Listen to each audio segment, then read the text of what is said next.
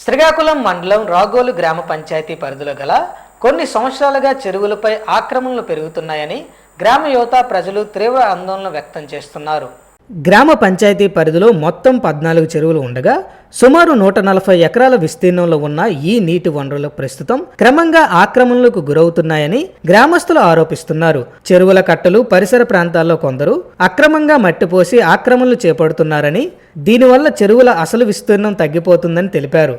గ్రామానికి భవిష్యత్తులో సాగునీటి, భూగర్భ జలాల సమస్య తలెత్తే ప్రమాదం ఉందని ఆందోళన వ్యక్తం చేశారు. చెరువులు గ్రామానికి ప్రధాన నీటి వనరులుగా ఉండడంతో వాటి పరిరక్షణ అత్యంత అవసరమని పేర్కొన్నారు. ఈ సమస్యలపై పలుమార్లు సంబంధిత అధికారులు, పై అధికారులకు ఫిర్యాదులు చేసినప్పటికీ ఇప్పటి వరకు ఎలాంటి చర్యలు తీసుకోలేదని గ్రామస్తులు విమర్శించారు. పంచాయతీ కార్యదర్శికి కూడా సమస్యను వివరించినా స్పందన లేకపోయిందని ఆరోపించారు. అధికారుల నిర్లక్ష్యం కారణంగానే ఆక్రమణదారులు మరింత ధైర్యంగా వ్యవహరిస్తున్నారని గ్రామ యువత ఆవేదన వ్యక్తం చేశారు. దీంతో గ్రామ యువత మరియు ప్రజలు కలిసి చెరువును పరిరక్షణ కోసం స్వయంగా ముందుకు వచ్చామని తెలిపారు.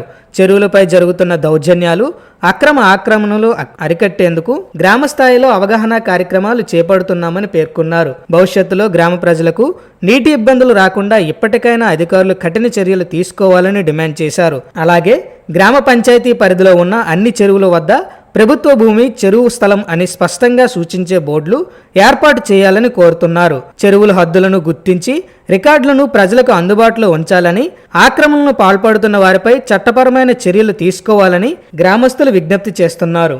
ఎవరైతే చేశారో దాన్ని తీసి బోర్డులు పెట్టించి తర్వాత మా ఉపాధి హామీ ప్రజలందరికీ ఉపాధిని ఇస్తారని ఈ ప్రజలందరి తరపున, మా యువత తరపున మా అందరం కలిపి కోరుకుంటున్నాం. మీ అందరూ మీడియా ద్వారా ప్రజలందరికీ ఈ సమస్య తర్వాత మన గ్రీవెన్స్లో కూడా మనం వెళ్ళాం. గ్రీవెన్స్లో కూడా సేమ్ మన కలెక్టర్ గారి దగ్గర ఇదే విషయాన్ని మేము చెప్పాం. వాళ్ళు కూడా ప్రభుత్వం కూడా ముందుకు వస్తుందని అన్నారు.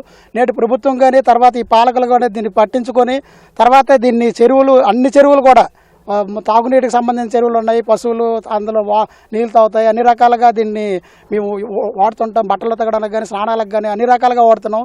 భవిష్యత్తులో చెరువులు ఈ రకంగా అందరూ దీన్ని ఆక్రమించుకోవడం వల్ల భవిష్యత్తులో చెరువులు ఉండకుండా పోతున్నాయి.